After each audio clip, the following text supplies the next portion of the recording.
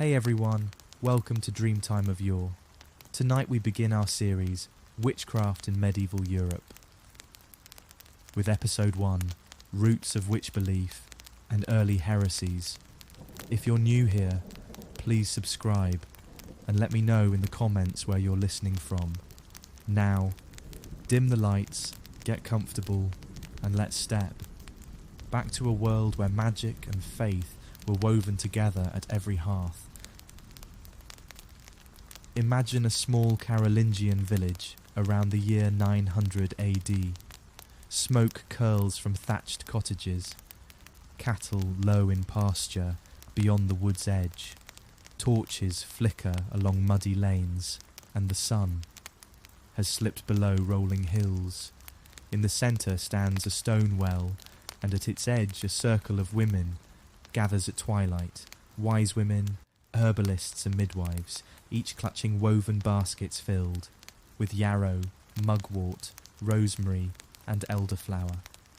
These women whisper blessings over newborn lambs, chant gentle incantations for safe births, and offer poultices for fevered brows.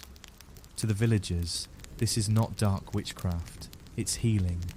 Magic is medicine carried in every leaf and root. Every evening, the scent of burning lavender and rosemary drifts through timber doorways, promising comfort and care. Your guide is Elsa, the village wise woman. In her 50s, grey sprinkled hair tied back with cord. She learned her craft from her mother and grandmother before her. In her humble timber hut, she tends to the sick, crushes chickweed into salves for wounds, boils comfrey into compresses for bruises, and brews rose-hip tea to ease fevered chills. When a child's cheek swells from a bee sting, the parents carry her to Elsa's door. She soothes the sting with plantain, leaves and hums an old lullaby in the tongue of her pagan ancestors. Words that sound strange but bring calm. Travellers on dusty roads find refuge by Elsa's hearth, warmed by both fire and her gentle kindness. But across the countryside, a new power is rising. Christian missionaries arrive from distant cathedrals, their Latin prayers unfamiliar on village lips. They carry Bibles, crucifixes, and stern warnings. Any power not granted by the church is the work of demons. By the 8th century, synods and councils convene to condemn superstitious observances, any rite not sanctioned by scripture. In 843 AD, at the Synod of Mainz, bishops declare that women gathering herbs under the full moon, carrying charms at crossroads, or lighting candles to invite rain must be excommunicated. The word superstition is born to describe any folk practice outside church walls. One evening, Elsa walks through a crescent of silver moonlight to gather mugwort at the hedgerow. She chants a soft poem, words older than Christianity itself, to honour earth spirits and coax stronger potency from her herbs. Unknown to her, a monk from the cathedral school of Tours has ridden in, drawn by rumours of witchcraft. Brother Aldhelm, tall, gaunt, clad in coarse wool, demands to see her basket. "What powers do you invoke?" he asks, his voice echoing between oak trees. "Only life," Elsa replies gently, exposing a sprig of mugwort. He shudders at the sight. "You call on demons to heal, not Christ. Repent or face judgment." Elsa bows her head, but in her heart she prays for understanding, not punishment. Over the next days, tension ripples through the hamlet. Some neighbours side with the monk, fearful of excommunication. Others stand by Elsa, knowing her hands have saved their children. And livestock, by candlelight, whispers swirl. Is this woman a healer? or a witch. Yet in the hush of night, fireflies dance over silent fields, and the wind carries the faint scent of baking barley bread. Elsa continues her work, cutting comfrey leaves by the hearth, her voice low in song. Her craft is simple care, yet in the eyes of emerging church law, it flirts with heresy. As you listen, let your breath slow. Imagine the hush of the village at midnight, cattle huddled. In stalls, owls calling from the treetops, and the crackle of Elsa's hearth fire warming stone floors. Feel the gentle weight of a wool blanket, the soft glow of rush-light candles guiding your thoughts toward rest. In the deep woodlands of early medieval Europe, magic was woven into every sunrise. Long before church bells tolled at dawn, villagers awoke to the chorus of rooks and larks. They stepped outside simple timber homes onto soft, mossy earth where the smell of damp, leaves and wildflowers lingered on the breeze. Here, in hidden glens ringed by oaks and birch, folk rituals thrived in the open air, passed down by mothers to daughters, by grandmothers to grandchildren in lullabies and whispers. Let me take you to one such clearing at Midsummer's Eve. Picture yourself slipping between two ancient oaks whose trunks are scarred with runes. A gentle path of flattened ferns leads to a circular grove. As dusk falls, the sky turns rose and violet. Torches hung from low branches ignite with a single spark, casting flickering shadows on dozens of barefoot villagers' faces, upturned in anticipation. In the centre stands a ring of standing stones, smoothed river boulders set when the world was young. On a flat stone altar, fresh flowers in woven rush baskets rest beside carved wooden bowls of mead and thin strips of yellow beeswax. A hush falls. At that hush, a tall woman in a cloak of stitched deer. Hyde steps forward. She is the village shaman. Her hair, silver and black, tumbles over her shoulders. In her hands, she holds a wand of hawthorn, tipped with rowan berries. She raises the hawthorn toward the sky and begins a low chant in the old tongue, words no longer found in any holy book. The chant rises in a slow crescendo. Great Mother of Earth, lend us your bounty. Sky Father, breathe your wind upon these fields. Grant us dew on our grain, health in our veins. At each invocation, the villagers echo a single word, Lifara, meaning may life return. The air hums as though the forest itself answers. Fireflies rise in spirals, and for a moment the world feels poised between magic and mundane. Nearby, children weave flower garlands of elder and yarrow. One child, Elswith, presses a petal of elderflower between her fingers. She has been taught that elder drives out sickness, an ancient belief, older than memory.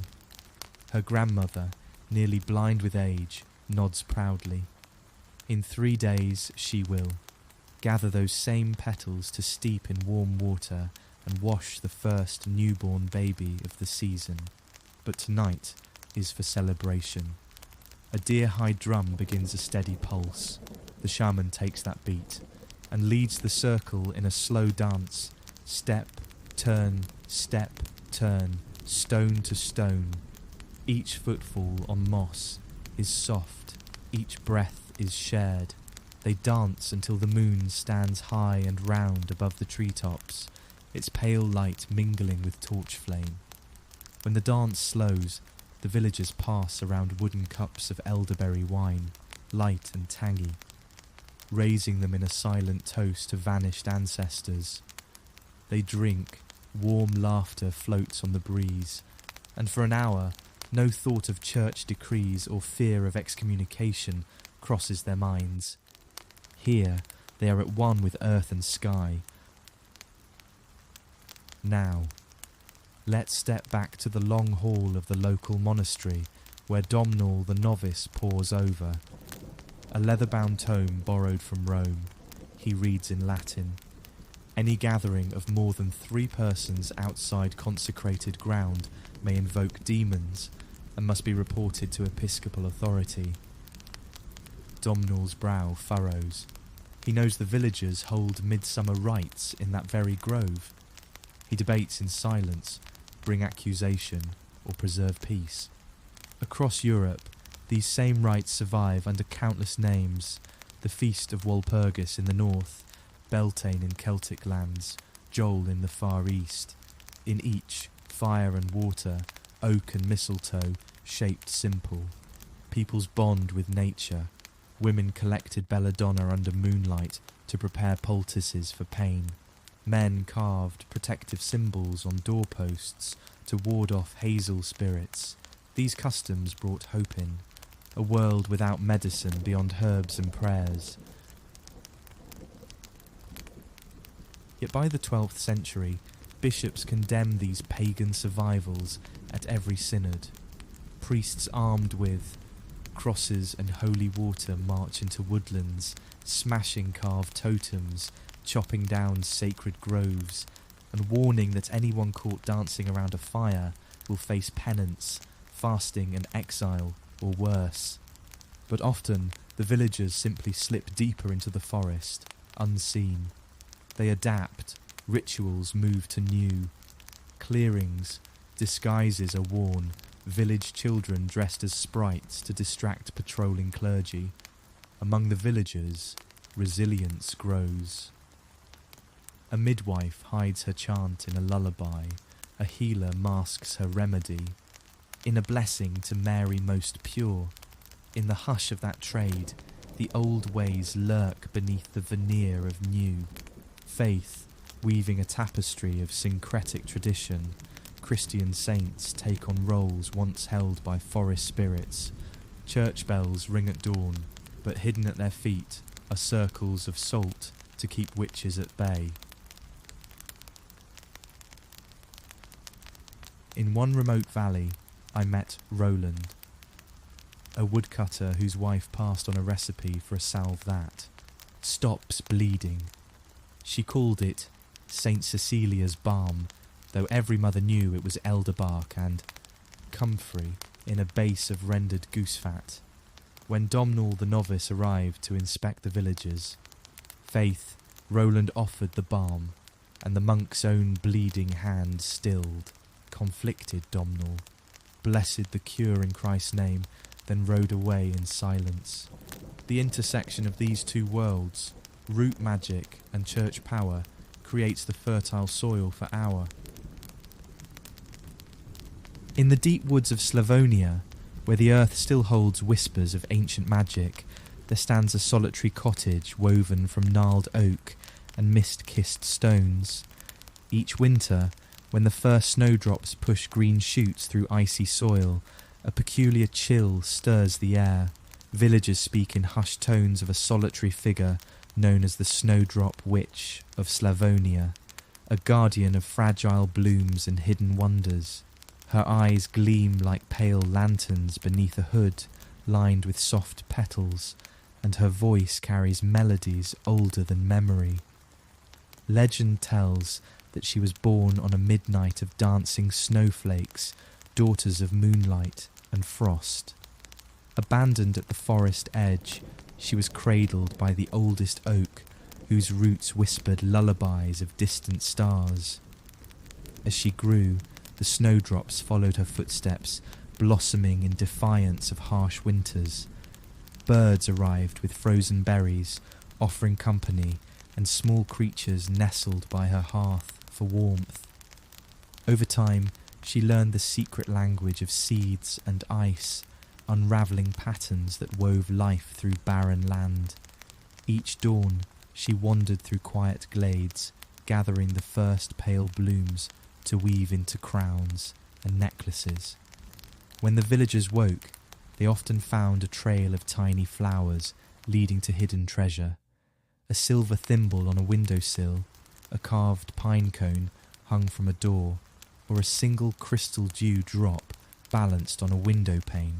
Those gifts, humble and secret, bridged the gap between mortal hearts and enchanted woods.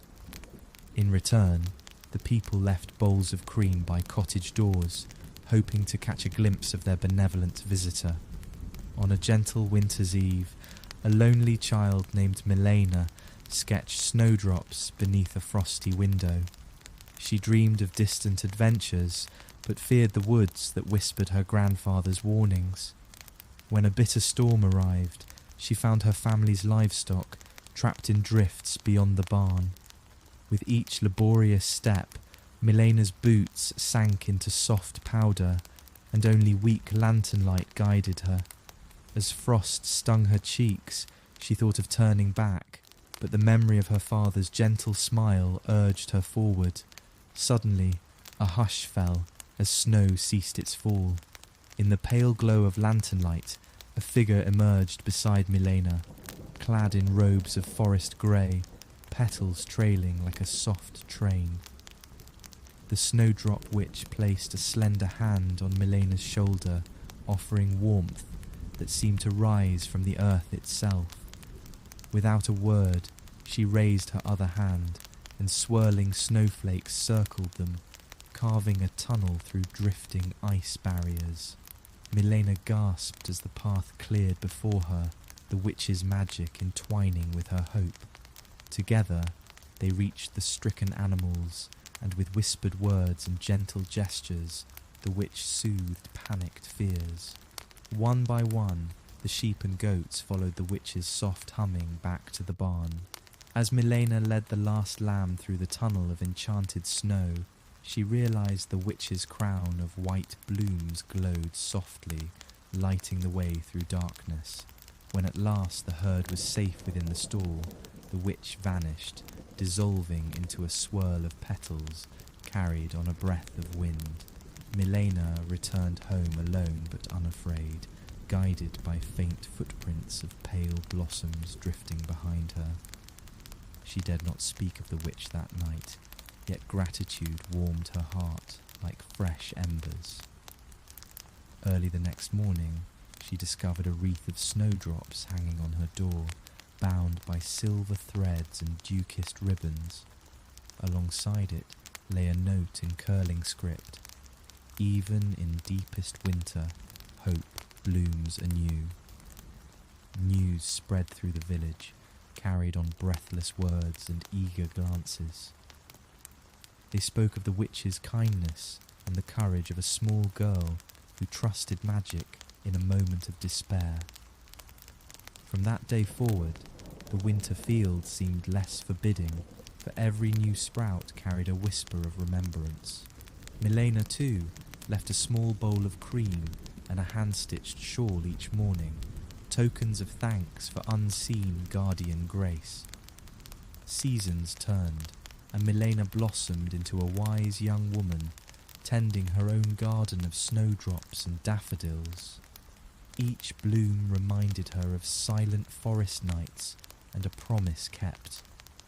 When neighbour children trembled at the cold, she guided them to the old oak grove, retelling the tale of the snowdrop witch and teaching them to listen to snow's soft music.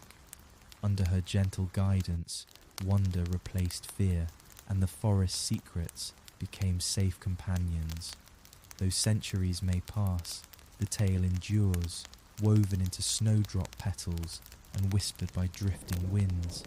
Parents tell children that kindness threads through every snowflake, each one shaped by the witch's gentle touch. Should one lose hope amid winter's chill, they say, look for the pale flower, pushing through frozen ground, and remember that compassion and courage awaken even in the coldest hours. So close your eyes and drift into dreams where moonlit snowdrops glow beside quiet streams.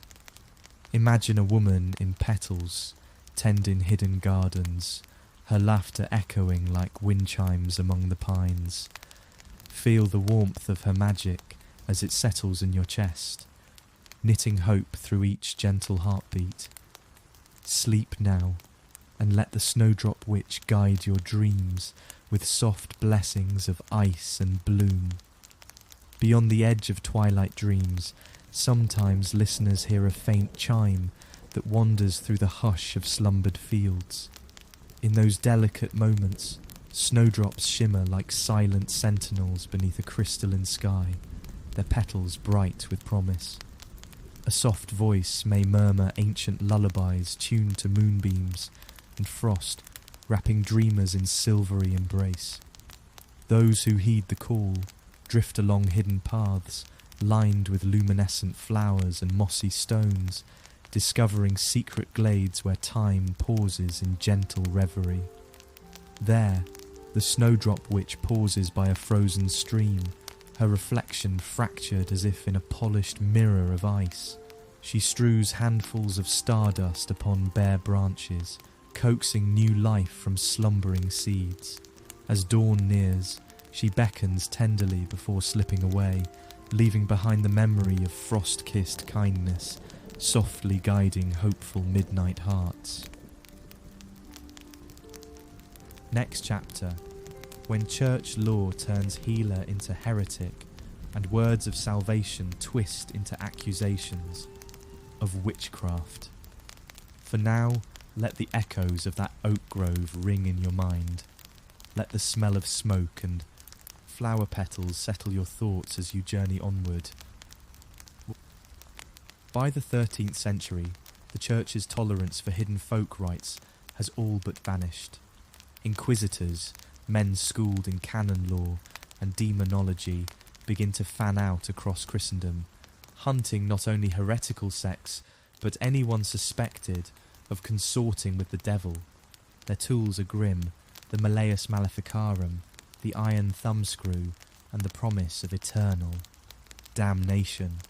As you listen, imagine the torchlit dungeons, the whispered confessions, and the curious hush that falls over a once vibrant village when suspicion takes root. In 1487, two Dominican friars, Heinrich Kramer and Jacob Sprenger, published the Malleus Maleficarum, the Hammer of Witches. This 500-page treatise codifies every rumour and fear into a manual. Women who gather at crossroads become agents of Satan. Midwives who use ointments are witches. Any woman who rolls objects in dough to cure warts is in league with demons. Kramer and Sprenger declare it the Church's duty to crush witchcraft with an iron rod. Now travel to Torgau, a Saxon market town, in 1491. A family's cow has gone barren. The miller's daughter, Katerina, is overheard muttering over her mother's empty pail, so villagers accuse her of. Cursing the herd, the local bailiff arrests Katerina and drags her before the magistrate. They hold her in a dank cell beneath the town hall. At dawn, two priests arrive, carrying leather straps and a small crucifix. They demand Katerina name her accomplices, under the threat of the rack, a torture device that stretches limbs until joints pop. Katerina sobs, finally naming her neighbour, old Margarete, as co-conspirator. Margarete is dragged in. An ivory rosary tumbles from her fingers. She too is pressed for confession. In these trials, confession is the goal. Torture, thumbscrews, strappado, waterboarding is merciful because it grants Katerina a chance to repent before execution. Yet each name she utters condemns another innocent soul. The inquisitors quote scripture, "Thou shalt not suffer a witch to live." With trembling voices, the accused must admit a pact with the devil, invoking him by name, describing secret Sabbaths held in forest clearings, and naming the imp they worshipped.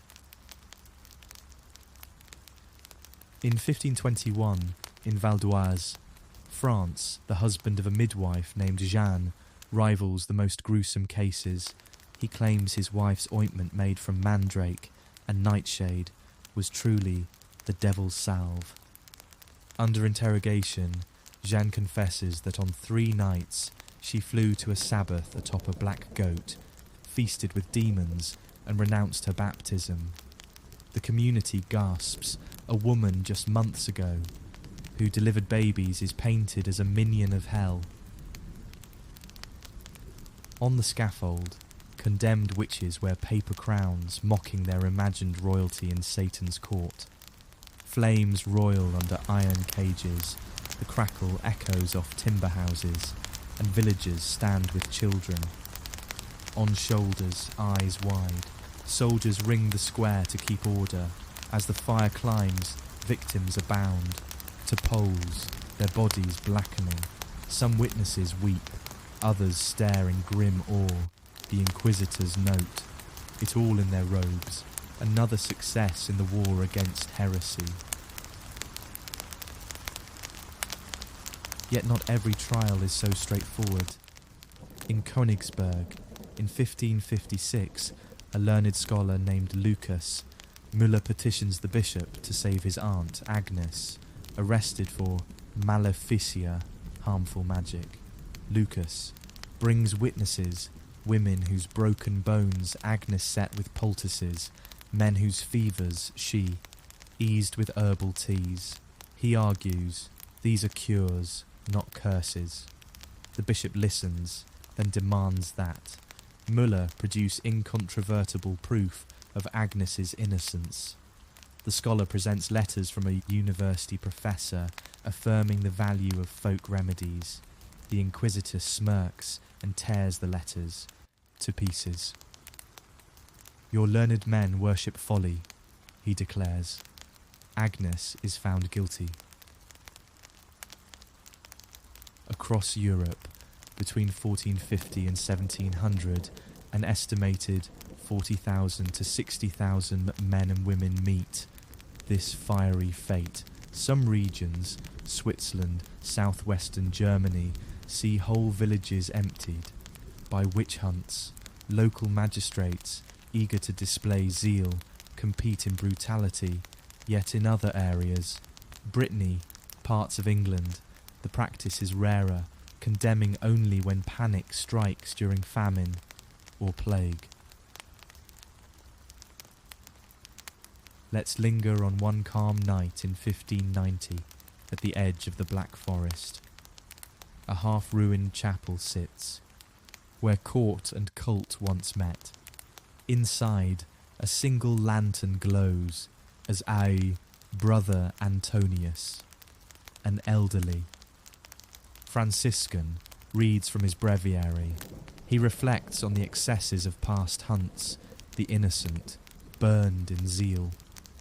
He has begun writing a new treatise, De Vera, the True Distinction, arguing that many so-called witches are simply broken souls misled by fear and superstition. His words are smuggled to a printer in Basel, where a few thousand copies survive. Meanwhile, in rural Catalonia, a court convenes for the last Great Inquisition trial of 1626. An entire convent of nuns is accused of witchcraft. Strange dances in the cloister, secret midnight, masses to a dark Christ. Sister Marta, the prioress, insists it's nothing more than penitential. Ritual misread by overly zealous novices. She presents her rule, her statutes, and letters from the Bishop of Girona vouching for the convent's orthodoxy. Yet the Inquisitor dismisses them as forgeries born of witches' cunning. The nuns are forced to walk barefoot through the streets to the stake, chanting the Salve Regina until flames silence them. In 1682, a wind begins to shift. A Spanish jurist, Juan de Quintana, publishes Liber Justitiae, the Book of Justice, condemning torture as unreliable and arguing that foolproof, body and spirit, must underlie any witchcraft conviction his pamphlet circulates among academies. A sceptical outcry erupts. Who are these strangers to challenge holy law? But in some cities, Bremen, Toulouse, Geneva, magistrates quietly adopt quintanas. Restraint demanding stronger evidence, witch burnings taper off. By 1700, the age of reason dawns. Philosophers like Montesquieu declare that belief. In witches is a relic of ignorance. Courts in England and Scotland end formal witch trials. The last official burnings in Switzerland occur in the 1780s. Europe's dark century of fire and accusation dwindles into history. And yet echoes remain. In rural hamlets, old women still gather yarrow for healing in a corner. Of Poland, families hide charms in haylofts. Folk memory outlives the flames.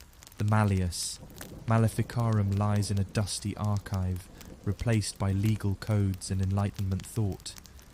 But the human heart remembers fear and the need to name and expel its shadows. As those embers of history cool, consider how knowledge and compassion can replace panic and persecution. The Inquisition ended, but its lessons endure, that skepticism, mercy, and evidence must guide justice. In the dim glow of a half-moon over the rolling fields of Normandy, a solitary cottage stands at the edge of a misted marsh. Its low door cracks in the wind, and lantern light spills out like liquid gold. Here lives Iseult, known to villagers as the moon-mad healer, a midwife whose skill in easing brittle bones and soothing fevered brows is whispered across distant hamlets. They say she learned her craft at the turning of a midsummer's moon, guided by dreams of silver light and voices older than the oaks. Each dawn, she rises before roosters crow, slipping into a moss-woven cloak and padding to her herb garden. There, dew-soaked roots and petals tremble beneath her fingertips. She murmurs names like prayers, yarrow for courage, elderflower for gentle slumber, mugwort to open the dreaming mind. With steady hands, she crushes dried chamomile into steaming teas, gathers valerian for restless hearts, and places handfuls of lavender in linen sachets. When a labour begins, a lantern in hand, Iseult steps over frost-crisp leaves to reach the cottage of the expectant mother. She enters without knocking, for the door is never truly locked to those in need. Candles circle her work table, their flicker dancing in her deep, unblinking eyes. As midwife and healer, she blends her medicines with midwifery chants sung low and slow. The mother breathes under her guidance, each exhale carried away by soft incantation, each inhale filled with the scent of warm fennel and sweet rose petals. Beyond childbirth, the moon-mad healer is called upon when shadows drift too close to a village. A farmer's horse afflicted by a strange limp, a shepherd struck by night sweats, a child haunted by fever dreams, all find their way to Iseult's hearth. She places hand-carved talismans of alderwood around their necks and stokes the hearth fire with elder embers. While smoke curls toward the thatch, she reads lines in bone and stone, listening for the subtle pulse that marks each life's pattern.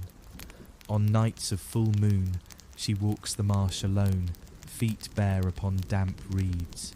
They say the spirits of the drowned rise to greet her, offering pearls of moonlight as tokens of gratitude.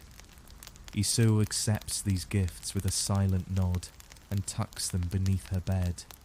In the morning, these pearls dissolve into dew among her herbs, imparting renewed potency to every tincture she brews. Despite her kindness, Fear clings to her name. Mothers hush their children at night, warning against wandering alone, lest they fall under the moon-mad sway. Rumours swirl that she summons spirits, speaks with beasts, and that her pale face lit by phosphor moonbeams chills the bone. Yet those who suffer know better. They come at twilight, guided by lantern smoke and hushed prayers, emerging renewed and unafraid once Isolde has worked her gentle wonders. In her own solitude, the healer writes in a leather-bound grimoire by candlelight. Her quill scratches silvered glyphs that map the moon's phases against each patient's birth, seeking patterns that weave birth, death, and healing into a single tapestry. When the wind rattles the shutters, she pauses to listen, as if the night itself whispers secrets beyond human knowing.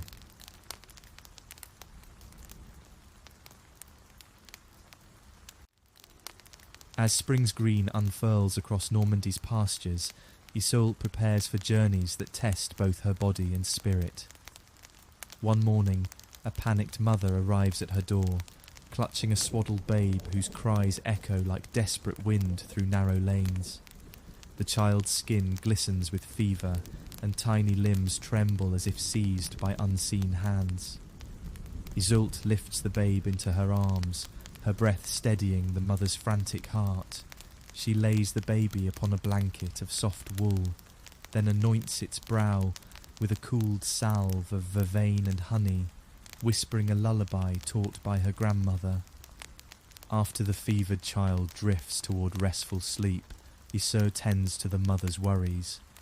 Softly, she explains how moonlight woven into her poultices can calm the body's turmoil. From a small satchel, she draws a polished moonstone pendant, placing it at the babe's cradle to draw off restless spirits. In darkness, she murmurs, we are never truly alone. Outside, sparrows gather on the eaves, as if listening to her gentle assurances. Word of this miracle travels quickly. In the days that follow, villagers find Isolde walking barefoot through dew-soaked meadows, gathering violet and primrose to craft healing cordials. She brews them in copper cauldrons, singing to the steam as morning mist rises around her.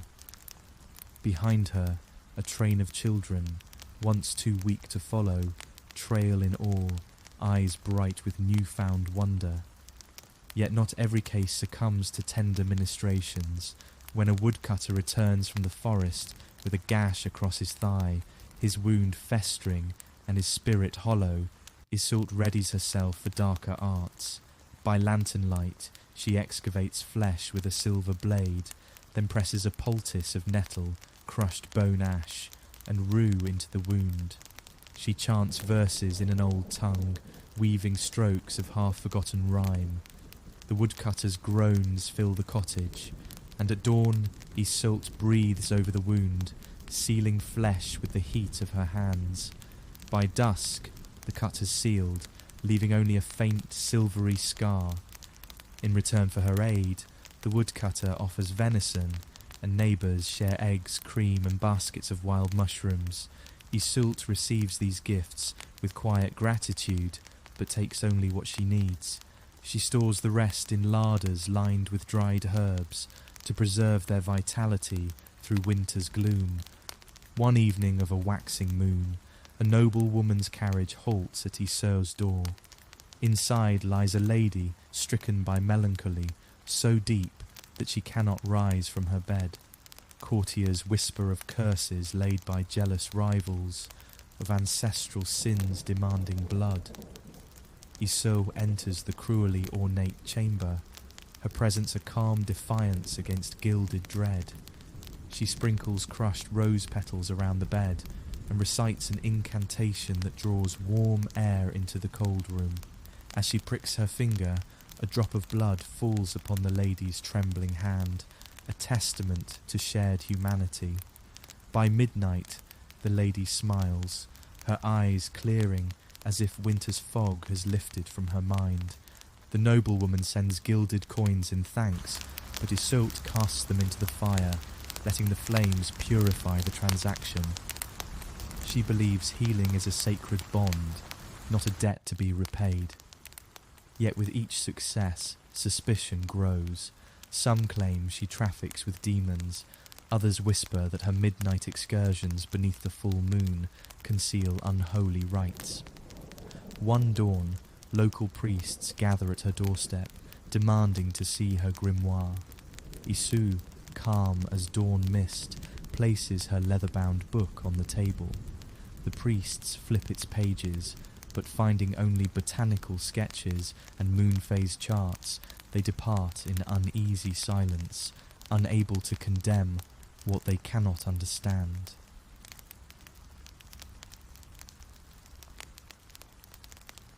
In the chill of an autumn dusk, when geese wheel south in arrowed ranks, Iseult senses a turning in the air. Children begin to cough, and harvest stores wane as hunger gnaws at the edges of every hearth. One by one, villagers come to her door, eyes hollow with worry. Iseult moves among them like a living lantern, her presence offering quiet assurance where fear once ruled. In her cottage, she lights 6 candles, one for each moon phase, and arranges bowls of elderberry cordial along her work table. She chants old rites to call forth hidden strength within each patient. Her hands, cool and steady, press cooling poultices to fevered foreheads and bind splints of alderwood to broken limbs. As midnight deepens, she ventures to the marsh, collecting driftwood and reeds that carry ancient whisperings. With these, she fashions tiny boats, setting them adrift in moonlit pools to carry away sorrow. Rumours of her power reach the local seigneur, who summons Iseult to his timbered hall. His young son lies near death, seized by a wasting illness that none can halt. Under gilt arches and beneath painted ceilings, Iseult works by lamplight, unrolling her grimoire upon a carved oak table. She blends Nightshade's caution with Lily's grace, and adds a single drop of her own blood to seal the blend. With measured words, she anoints the boy's lips and temples. His breathing eases, colour returns to his cheeks, and by dawn's first light, he awakens, calling for his nursemaid. The seigneur kneels in gratitude, pressing a heavy purse into Iseult's hands. She accepts only a simple cloak of wool, preferring its warmth over coin. When she returns home, she adds the cloak to a small tower of garments meant for those without. In the weeks that follow, the people find shawls and mittens at Iseult's door, her silent promise that no one should face winter's cruelty without protection. As years pass, Iseult's hair silvers like moonlight on water, and her robes grow threadbare. She takes on an apprentice, a bright-eyed girl named Corinne, teaching her to read the shifting currents of stars and to listen for the soft sighs of healing. Together, they wander fields and hamlets, the elder pointing out plants hidden beneath bramble and stone. Corinne learns to fashion poultices and to speak chants that stir sleep in troubled minds. One night of the fullest moon, Iseult and Corinne stand at the marsh's edge. Iseult's breath clouds in the air as she lays a hand upon Corinne's shoulder. "The time has come," she whispers, voice trembling like wind in reeds. She steps into the shallow waters, leaving footprints of moonlight on dark mud. Corinne follows, heart pounding, until Iseult pauses beneath a willow's drooping boughs. There, the elder midwife lifts her face to the moon and dissolves into a swirl of silver petals that drift skyward. Corinne gathers the fallen blooms in her apron and returns to the cottage where the hearth fire burns low. She places the petals in a glass jar, watching them pulse with lingering warmth. By dawn, she is the new moon-mad healer, her eyes reflecting the same soft glow that once lit Isolt's path. In the decades to come, Corinne's deeds join the tapestry of legend. Mothers tell of the two healers, one of blood and bone, one of petals and promise, whose mercy bridged the mortal and the divine. And when the moon climbs high beyond Normandy's hills, the wind carries a faint chorus of lullabies, guiding dreamers toward hope and gentle repose. As the flames of the witch hunts finally died down, Europe awoke to a new age of reason and reform. Yet the scars they left, burned forests, broken families, silenced songs, lingered in hearts and hearths.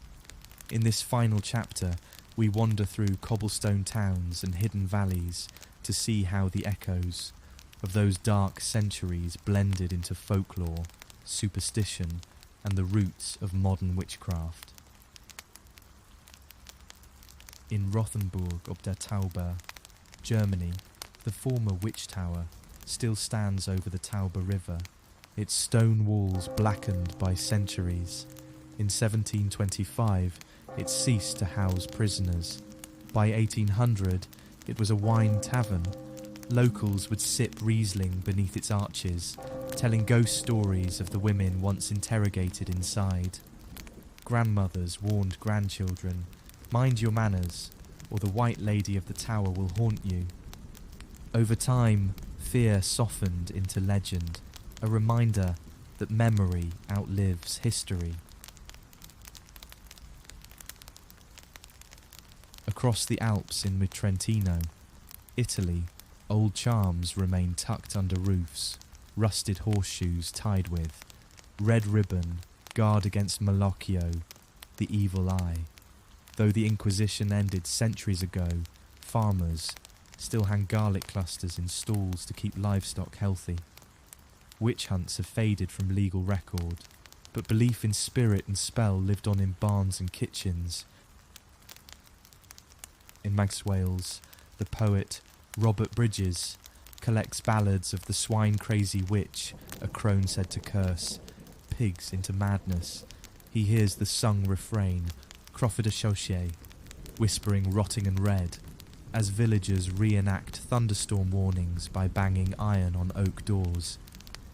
These songs, passed from shepherd to shepherd, preserve shards of a past when storm and spell were inseparable, and no crossroads gathering went unwatched. Meanwhile, in the early 1800s, a Swiss scholar named Johann Jakob Spreng pores over trial transcripts. In Bern, he transcribes hundreds of confessions, fangs sucked by incubi, pacts signed in blood, flying, on broomsticks. But Spreng's work is not to condemn, he seeks understanding. He publishes memoirs, Der Hexenprozesse, lamenting the human cost and warning against fanaticism. His book travels across Europe, inspiring local historians to re-evaluate family legends of ancestral executioners and victims.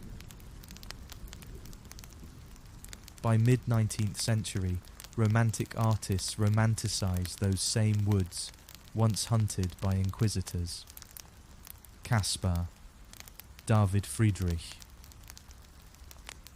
paints a lone figure beneath towering oaks, a silent witness to nature's solitude. In these canvases, the forest is no longer a place of dread, it is a sanctuary of introspection. Folk dances are revived as harmless pageantry, witches become symbols of feminine strength rather than diabolical servitude. At the turn of the 20th century, a new wave of spiritualism and neo-pagan thought emerges. In London, the Hermetic Order of the Golden Dawn studies esoteric texts, ritual magic, elemental invocations, claiming to resurrect pre-Christian wisdom. Across the Atlantic, in New England, Margaret Fuller's circle hosts seance calling ancestral spirits. these gatherings are inspired less by maleficarum fears and more by curiosity and the promise of deeper meaning beyond industrial drudgery. In Wicca's earliest covens, founded in the 1950s by Gerald Gardner, ritual draws heavily on folk legends, imaginations of alarm and exile, and scraps of medieval grimoires. Gardner's poem, Book of Shadows, instructs practitioners to celebrate Sabbats at oak-ringed clearings, Samhain, Imbolc, Beltane, Lugnasad, echoing. Those midsummer and cross-quarter rites once condemned as heretical. In rural Hungary, elderly gypsy women still offer herbal baths to ease bad blood and remove hexen, sickness. They use elderflower, tansy and juniper, same ingredients once listed in Inquisition confessions, but today serve them in tepid water mixed with rosemary oil. No inquisitor arrives, customers pay in coins or embroidered cloth. Even in urban cafes of Hall Paris, patrons whisper of the little witch who sells talismans at dawn in Montmartre. She fashions bird's foot talismans from iron nails and lip-shaped red wax charms, practices condemned in 17th century. Pamphlets as sorcery. Now they are novelty souvenirs, little more than kitsch, and yet they retain an undercurrent of power born from centuries of fear and fascination. Let us pause in a quiet Viennese library where a solitary paleologist examines a tattered leaf from Kramer's Malleus Maleficarum. The ink is faded, scorch marks ring the margins from its use by torchlight. She notes, marginalia, handwritten pleas for mercy, tears smudging the Latin. Behind every note is a human name, Lena the midwife, Birgit the spinner, Agneta the healer. Their voices, nearly erased, echo faintly through time. And in the highlands of Coim, Scotland, the Coim's last witches of Jura gather annually to commemorate those burned in 1722. At a granite cairn, they lay yellow flowers for each known victim, mostly women accused, of elf petting or shape-shifting. They speak their names aloud in Gaelic, reclaiming identity from silence. These rituals are neither dark nor diabolical. They are remembrance, an honouring of courage amid cruelty. Across centuries, the story of witchcraft evolves, from healing mothers to hunted heretics and finally, to symbols of resistance and feminine power. The cafes, concerts and covens of today draw on that. Lineage, a tapestry of firelit circles, courtroom confessions and scholarly rebukes. Each modern practitioner, each storyteller, carries a thread of that past, woven through imagination, memory, and the human need to connect with something beyond the seen world. As our tale draws to a close, consider how belief shapes behaviour. Fear once fueled the flames, now curiosity and compassion guide the circle. The old woods still whisper in every grove, the runes still linger in folk songs, the herbs still grow in cottage gardens. In the quiet moments before sleep, listen for that whisper and know the past remains alive in every breath of wind and rustle of leaves. Far beyond the rocky cliffs and crashing waves of Cornwall lies an older magic, one draped in mist and memory. Long before parish boundaries and church bells rang across this land, the Druids tended sacred groves where oak and yew stood sentinel. Among their ranks walked wise women, keepers of herb lore, starlight omens, and the deep rhythms of earth's breath. As centuries passed, these mysteries slipped beneath village tongues, whispered under hearths, when moonlight danced across slate roofs. They became the roots of a new tradition, Cornwall's White Witches. In a low-thatched cottage by the River Fowey, an elder named Briellen awakens at dawn. Her fire pit glows ember red, and she stirs a stew of mugwort and watercress, singing an ancient druidic chant to draw blessings from sunrise. Outside, meadows of gorse and sorrel sway with dew. Briellen steps barefoot onto the dew-kissed grass, gathering stalks of meadowsweet, its honeyed blossoms meant to soothe troubled hearts.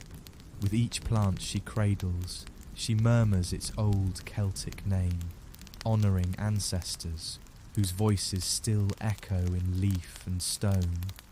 When villagers fall ill or face misfortune, they seek Briellen's counsel.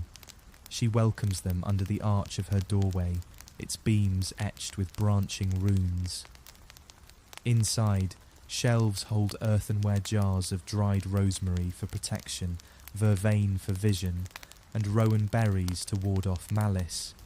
Briellen measures powders in wooden bowls and distills clear waters with lunar light.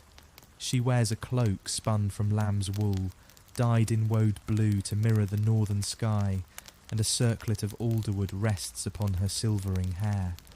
On nights of full moon, Briellen leads a silent procession to the ancient dolmen atop Carn Uni. Torches flicker, casting dancing shadows on stones set by druid hands. She places offerings of cream and honey in carved hollows and sprinkles oats around the stone's base.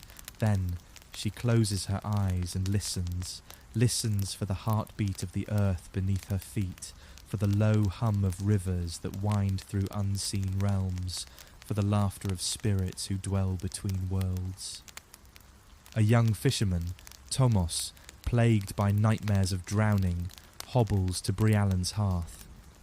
His gaze drifts to driftwood talismans hanging above the mantel.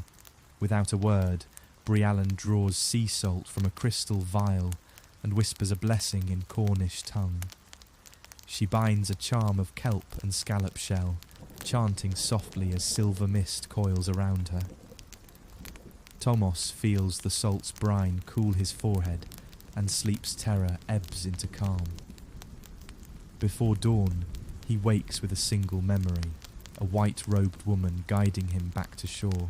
As white witches, Briellen and her kin bridge old and new faiths. They chant alongside priest and pilgrim, offering healing where scripture falters. Yet whispers follow them, that they dance naked under oaks, that they feast on fairy offerings, that they consort with shape-shifting beasts. In truth, their power springs from reverence for land that breathes, for ancestors whose bones lie in barrows, for every living thing that pulses with spirit. In spring, Briellen teaches apprentices to read the runic patterns in tea leaves, to hear prophecy in the call of curlews, and to find strength in wild blackberries. One bright-eyed girl named Lowena learns quickly, her laughter rippling like stream water.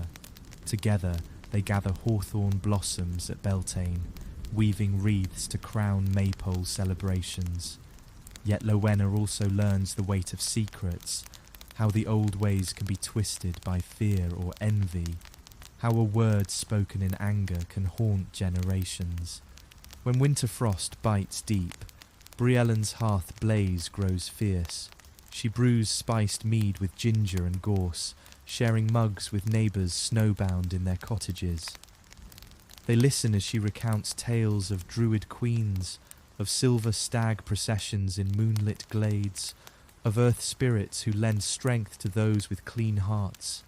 In her stories, the land itself is alive. Every stone, every reed, every ripple in the tide a thread in an eternal tapestry.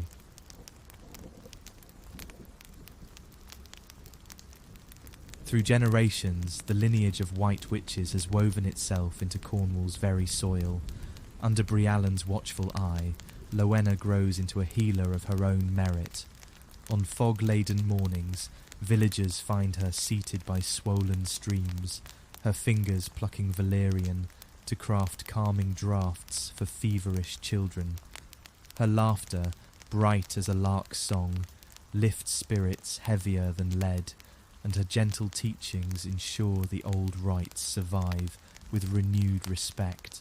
At Lammas, when fields stand golden with ripened grain, Lowena and Brialan travel to the crossroads near the painted stone of St. Piran. Here they carve symbols of the sun and moon into standing slabs, blending druidic glyphs with Christian crosses in harmonious homage.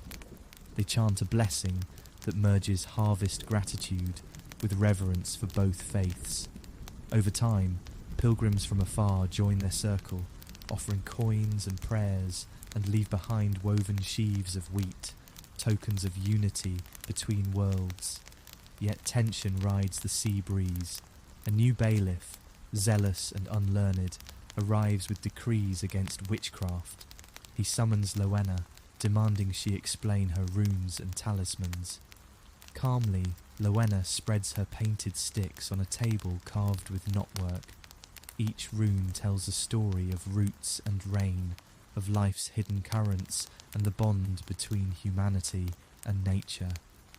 The bailiff scoffs, but cannot deny the comfort retreats in his heart, nor the steady pulse his fevered brow regains at Lowena's touch. Silenced, he departs, chastened by kindness he cannot condemn.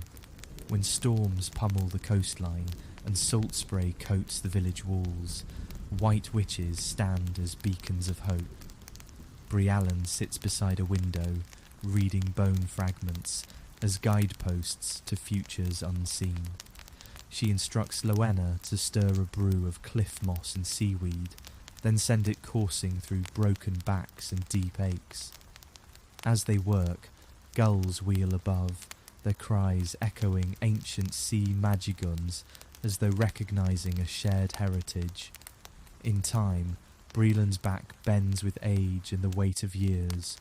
One twilight, she summons Lowena to the ancient dolmen once more. Beneath a sky spangled with stars, she passes her older circlet into the younger woman's hands and offers a final blessing. Take these roots, binding past and present. Let love shape your hands and honour the earth in every breath. At the first light of dawn, Brialan drifts into sleep beneath a quilt of meadowsweet and mugwort. Her spirit is said to rise as dawn mist, touching every boat that sails from Cornwall's harbours. Lowena, clad in woad blue and lace of rowan petals, stands alone at the dolmen. She whispers her own chant, feeling the weight of ancestors resting upon her heart. In her palm, a single sprig of gorse glows with hidden fire. With measured step, she returns to the cottage, bearing both sorrow and resolve. There, she welcomes a new circle of seekers, farmers, fishermen and mothers, offering them herbs to soothe pain, charms to protect hearts, and stories that bind their souls to Cornwall's eternal magic.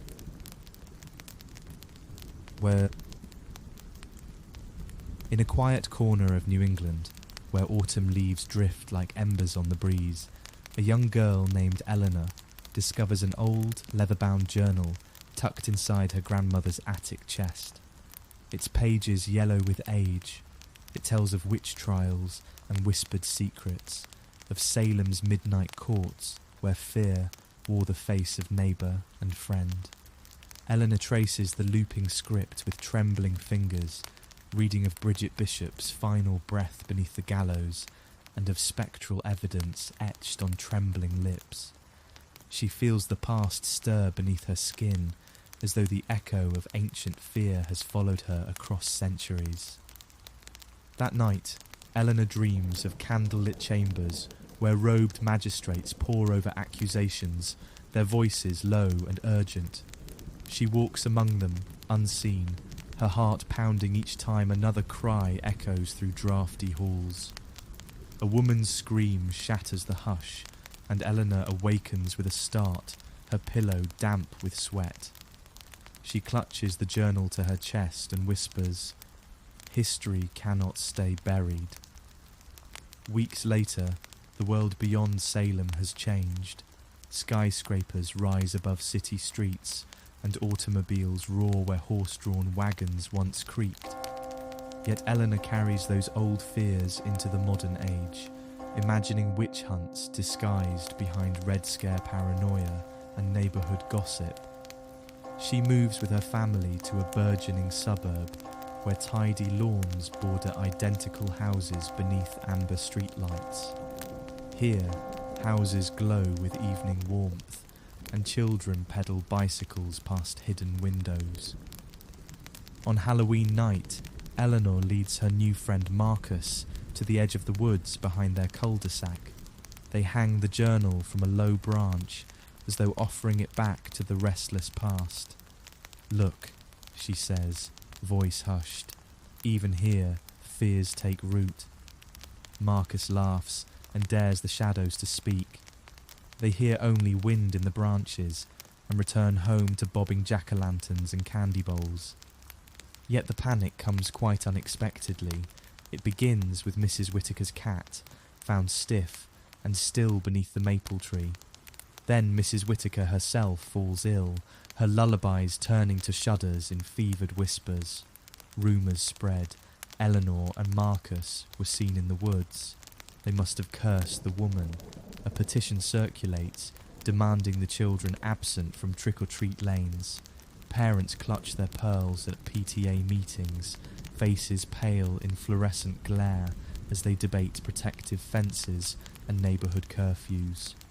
One crisp November morning, Eleanor finds a note pinned to her front door. "Beware the witch child." Her stomach twists as she rushes inside.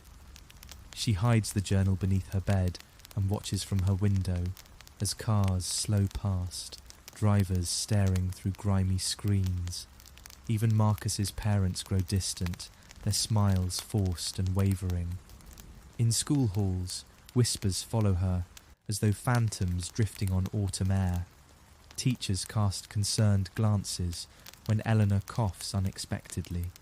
She imagines spectral courts assembling in locker-lined corridors, her classmates transformed into inquisitors behind polite masks. Fear becomes contagious, spreading faster than any virus.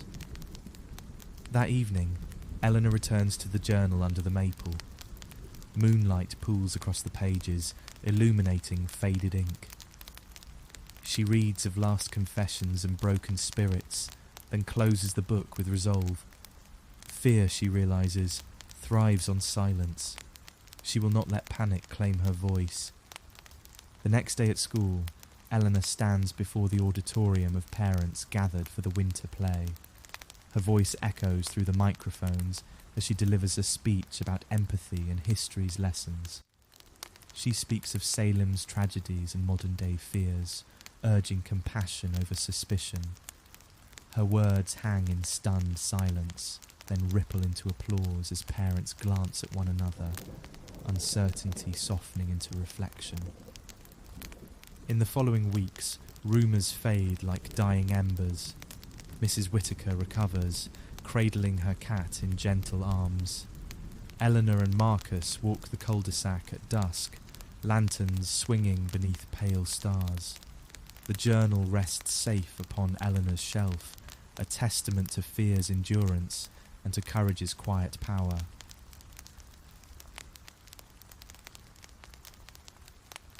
In the hush after her speech, Eleanor feels both relief and trepidation. Shadows of doubt linger in curious glances as the PTA disperses beneath the bright gym lights. Yet she also sees something new, hesitation where judgment once lay. That evening, Marcus's family invites Eleanor over for cocoa, their laughter a gentle thaw of frozen walls. Their home, filled with photos of past generations, reminds Eleanor that every family carries its own journal of fears and hopes. Winter arrives soft and white. Snowflakes drift down in silent witness as Eleanor and Marcus trudge through drifts toward the old maple. Beneath its barren branches, She places a single candle atop the journal, candlelight flickering like promise. She speaks aloud. Let history teach, not haunt.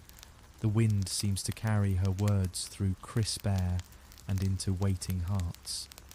At school, Eleanor's teachers incorporate her speech into a history lesson.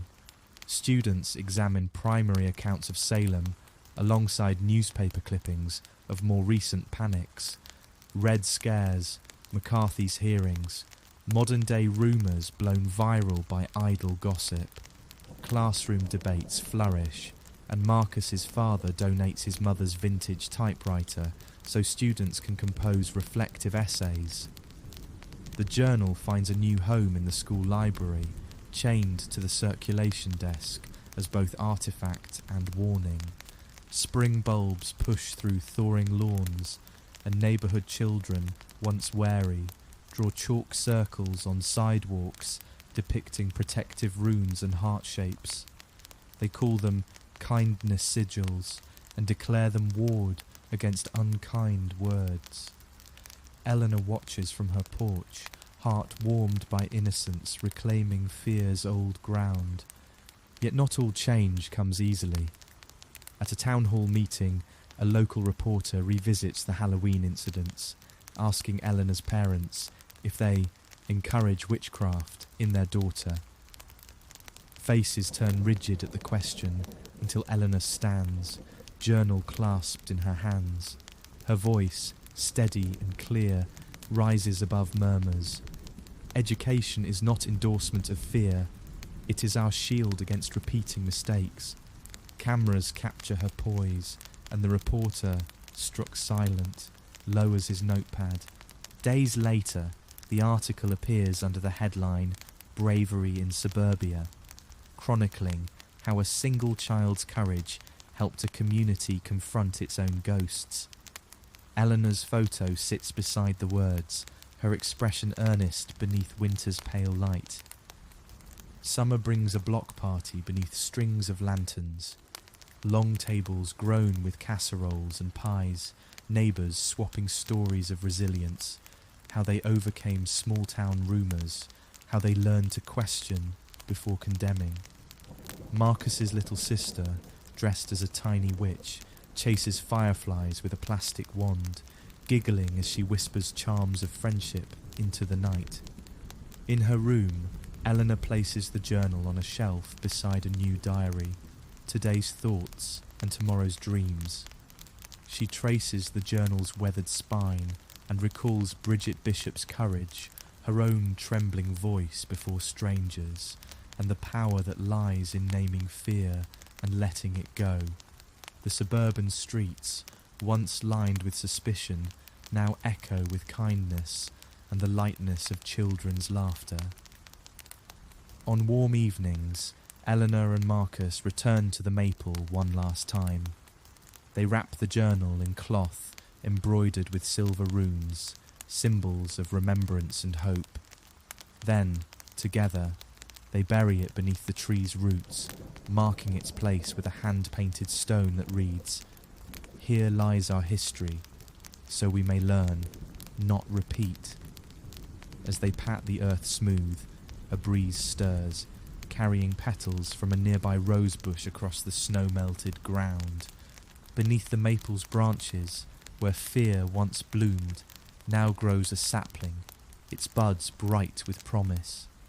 And in the quiet murmur of leaves, Eleanor hears an echo of voices, not of accusation, but of compassion, reminding her that every era holds its trials and every heart its choice to embrace understanding over panic. And so we reach our final circle, where history's embers cool into memory and we learn how to carry those flames forward in new ways. Over the last 4 sections we wandered woodlands, suffered, inquisitions, and watched folk magic resurface in modern covens. Now let's draw out 5 lasting lessons, each grounded in real places, real people, and the choices we make today. 1. Power of healing wisdom. In the village of Camoncastrone, Italy, an 80-year-old herbalist named Nonna Rosa still gathers. Sprigs of St. John's wort on summer mornings, she steeps them in oil to soothe nervous hearts. Just as medieval healers did, under the threat of accusation, science now confirms its mild antidepressant properties. Yet Rosa remembers every grandmother who taught her not only which plants to pick, but how to listen to the land's quiet voice. When you tuck a sprig of rosemary into your kitchen jar, you honour that lineage, connecting a steaming cup of tea to centuries of whispered folk wisdom. 2. Danger of rushed judgment.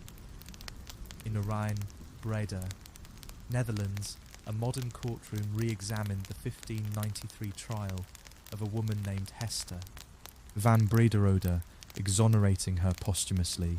Her crime? She treated plague victims with water lilies, and when one patient died, she was accused of witchcraft. It took 400 years for the city council to admit their mistake. In our own lives, online, at work, in passing conversation, are we as quick to condemn before hearing the full story? We can do better. Pause before you click report. Ask for context before you share a rumour, and remember that empathy still matters in judgment. 3. Resilience of folk memory.